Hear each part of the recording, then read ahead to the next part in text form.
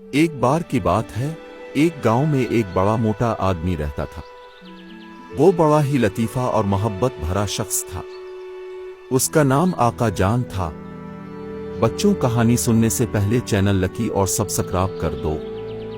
ایک دن آقا جان کو ایک چھوٹی سی لڑکی نے دیکھا جس کا نام سونیا تھا۔ وہ بہت خوش دل اور معصوم تھی۔ آقا جان کو سونیا کی مسکراہٹ پر فوراً محبت چڑھ گئی۔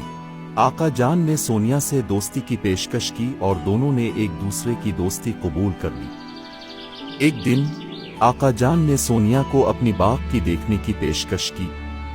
وہ باغ بہت خوبصورت اور رنگ بھرا ہوتا تھا۔ سونیا بہت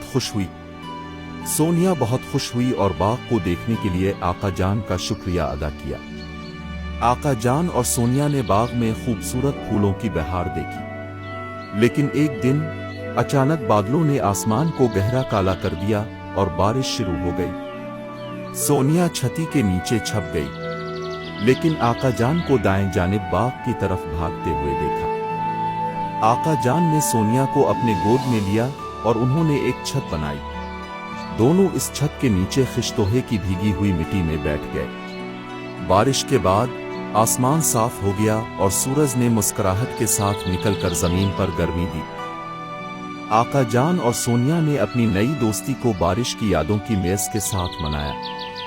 اس دوستی کی داستان گاؤں میں بڑے پرامن محیط میں پھیل گئی اور ہر کوئی اس کی محبت بڑے خوشی سے بکھرا۔